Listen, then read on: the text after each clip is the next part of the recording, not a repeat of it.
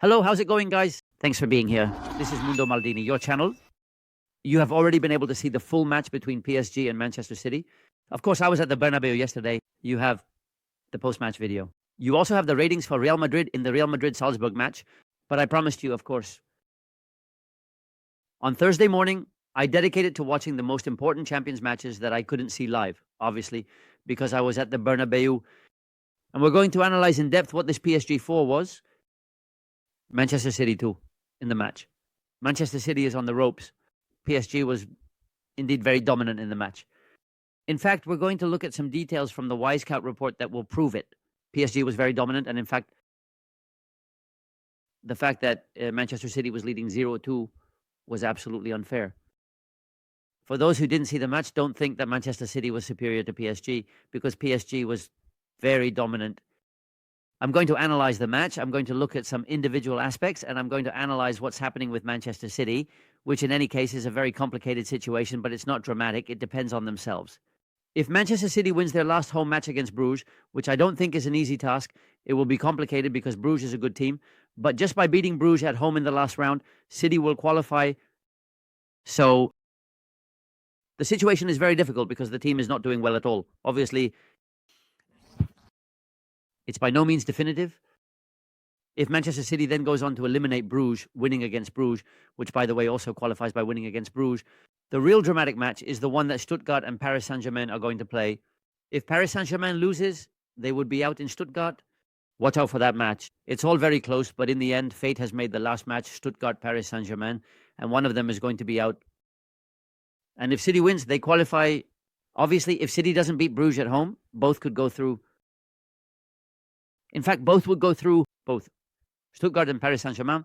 We'll have time to analyze the last match day. Let's get to what the match was like, which was incredible. Let's go.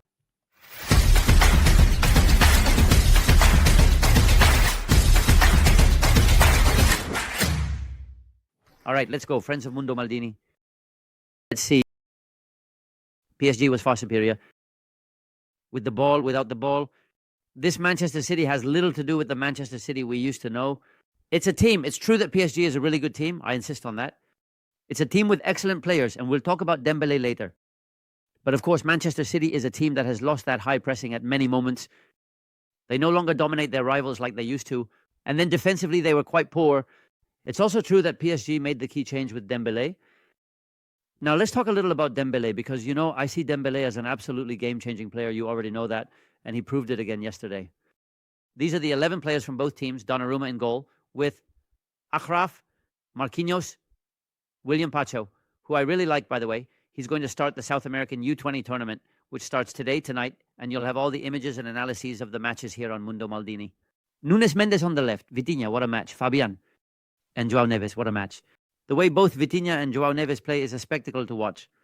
It's a spectacle to watch both of them, especially when they're close together and when they combine. Barcola, great match. Doué, who did quite well. And Kang In Lee, who came in as a false nine, but he didn't really solve any problems to Luis Enrique. And in fact, the key change was Dembélé coming in for Kang In Lee. Ederson, Mateus Nunes, who keeps getting into the team due to injuries. But for me, he still contributes very little, more like the opposite. Ruben Diaz, the one who had to be substituted due to a yellow card in the second half. Guardiola. Kovacic, Bernardo Silva. We already know that Bernardo Silva plays in several positions. Sometimes it happens up top, sometimes on the right. Here he's setting him up in a double pivot to try to have a bit more control, which he didn't achieve. Phil Foden, Sabinho had a very weak game. He ended up being substituted at halftime. Kevin De Bruyne. Also substituted, Kevin De Bruyne and Erling Haaland had weak games as well. Haaland scored a goal but barely showed up. PSG dominated Manchester City for many moments thanks to the spectacular work, mainly of João Neves and Vitinha, also Fabian, but Fabian didn't finish the match. João Neves and Vitinha were crucial, and of course, at the start of the second half, the change of Dembélé coming in for Kang In Lee was key, because what Dembélé did yesterday was a constant spectacle. I mean, Dembélé is a player, friends of Mundo Maldini, who not only has imbalance, but is also capable of tearing apart his opponents.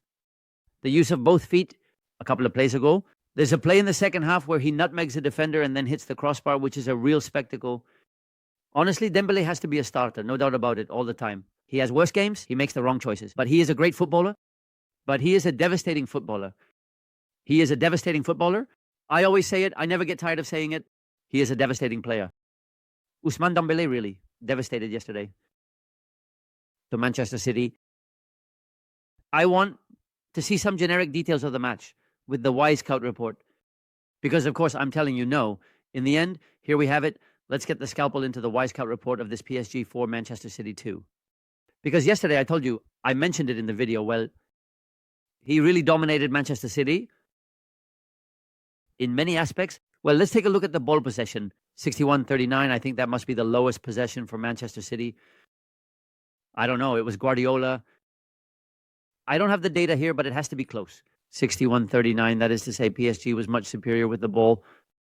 And look, for example, in terms of offensive actions, 23 shots from PSG. 23 shots from PSG. He really thrashed Manchester City.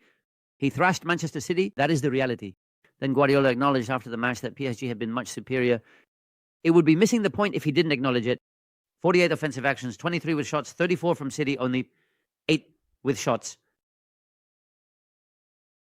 Another very important aspect I want to mention is the issue, and that's why I say they've lost so much. Manchester City has lost so much in terms of the high pressing they used to have that it was practically impossible to play against them. The Manchester City allowed PSG 12 possessions of more than 45 seconds. 12 possessions, what we call very long, 14 long ones between 20 and 45, but 12 very long over 45 seconds. In other words, Manchester City's pressure was practically non-existent. It was a miracle that they were winning 0-2. At the start of the second half, it was a true miracle because the difference was really huge. In many aspects, friends of Mundo Maldini. And here you have what I was telling you about the shots. 23 shots from PSG, 9 on target, only 8 from City, 6 on target. In other words, a crushing difference for Manchester City, which is going to have to improve a lot. Of course, what I'm saying, they're going to have to improve a lot to beat Bruges. They're going to have to improve to beat Bruges. Enrique sees Guardiola as a mentor. Yesterday, he was defeated. That Guardiola is a bit like his footballing father as a coach. And I'm not saying it's not true, and it's true, but yesterday he really gave him a proper thrashing. Yesterday, he really gave him a proper lesson, friends of Mundo Maldini. All of this that's happening means that Haaland is practically not even showing up. He ended up scoring a goal. City scored 2 goals in 2 flashes, in 2 key plays, but not much else in attack. They hardly generated anything. Manchester PSG, you've already seen it. He pressured him, came at him from all sides, and ended up getting the better of him. And it's clear that this man has a problem. This isn't just about Rodri being out. This is also... Every now and then he has a good game. The other day against a very weak team like Ipswich, he scored 6 goals. But when the really strong opponents come, he loses his pressure. He loses the ability to move the ball quickly. He's practically lost everything with this Manchester City. I think they should beat Bruges and qualify. And from there, well, it's a team that has players, just to make it complicated. Of course he has them. Of course he has them. Here we have some examples. Jack Ridley, Phil Foden, the world is horrible, by the way. We see it from behind. But you can even doubt that they're going to beat Bruges. I'm serious. The way this team is right now, they're really a bundle of nerves. By the way, this duo, Vitinha and João Neves, dominated the midfield. This duo dominated the midfield. And I want you to see it with the Wisecout report, because now that we have the opportunity to do these things with the Wisecout report, I like to show it off. Friends of Mundo Maldini. An outstanding match from João Neves, a player who came up through Benfica and is really bringing a lot out of him under Luis Enrique. 93 actions. I have to say something about PSG.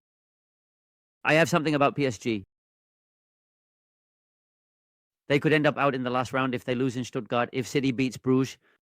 But he's having bad luck in the Champions. PSG should be top 8. Luis Enrique sees, if not in the top 8, at least close, considering there have been matches where they've had chances of all kinds. It's true they've missed in both areas, but they've created a ton of opportunities for where they are. I agree with Luis Enrique that this team should be much higher in the Champions League. They're a very dangerous opponent. João Neves had 93 actions, 70 of them successful, with an 89% passing rate. And look, he dominated the midfield along with Vitinha, with João Neves playing a bit higher up. Check out the actions a bit higher up. And Vitinha being the true pivot of the midfield, 106 actions with a 93% passing accuracy, an outstanding match from Vitinha, and an incredible game overall. Of course, an outstanding match from both João Neves and Vitinha. Incredible. Let's look at another detail, which is the ball circulation. Because, of course, we've seen how little the Manchester City had the ball. By the way, here we see Ramos' 4th goal, which I thought was going to be disallowed because the ball comes off the shoulder of a defender in a play where there is no ball. It's not a voluntary pass. But in any case, they scored the goal in the last play. PSG had already won the match. Great game from Barcola too. With the speed that Barcola has, he mixed everything up. Mixed up effective ball control in PSG's build-up play with Neves. And with Vitinha, and then up front, he had speed, especially in the second half with Barcola. And with Dembélé, who tore apart Manchester City, but it was being discussed. Thing about the ball circulation, and I want us to look at this. On one side, this is PSG's ball circulation. You're going to see it here. You already have it. Look at how they dominate the midfield between Vitinha and João Neves. They dominate the midfield between the two. Then up front, Barcola is less involved. Dembélé is doing really well, playing very high when he comes in. And the fullbacks are getting more involved with Graf, but look at how thick the lines are, because PSG had a lot of passing combinations. And what we're going to see from Manchester City is absolutely incredible. Look at how thin the lines are, how thin they are. That means there were practically no combinations. It was practically no combinations. Really very striking. Very striking. What happened with what PSG did? What happened with Manchester City? Players who should have participated a bit more. I'm looking at some, for example, let's take a look at Bernardo Silva, who is a player that playing in that position should be getting a lot of the ball. He should be getting a lot of the ball. Well, you're going to see Bernardo Silva now. Here you have it, 69 actions. There are very few. That's very few for the team's midfielder. That's very few for the team's midfielder. Fortunately, Akanji had a good defensive game. That's true. Look at Kovacic. Look at Kovacic. 31 actions for Kovacic. It's true that he doesn't play the whole match. I know. But look at Kovacic's actions. It's just that he takes the ball away from him. PSG really crushed Manchester City. Things need to be said as they are. I think you've seen it. Let's see what happens on the last match day. Let's see if both of them finally get in or not. I think both of them are going to get in. I think PSG will at least get a draw in Stuttgart. And I think Manchester City should beat Bruges, no matter how bad they are. That would also qualify, and Stuttgart would be out. But for sure, what happened yesterday is something that should make Guardiola realize that against the most powerful teams in Europe, he either has to change a lot or he doesn't have much to do. It can change, because with the players that Manchester City has, and with a coach like Guardiola, nothing can be taken for granted here. But for sure, he's suffering a lot, and yesterday was a total crushing. A hug by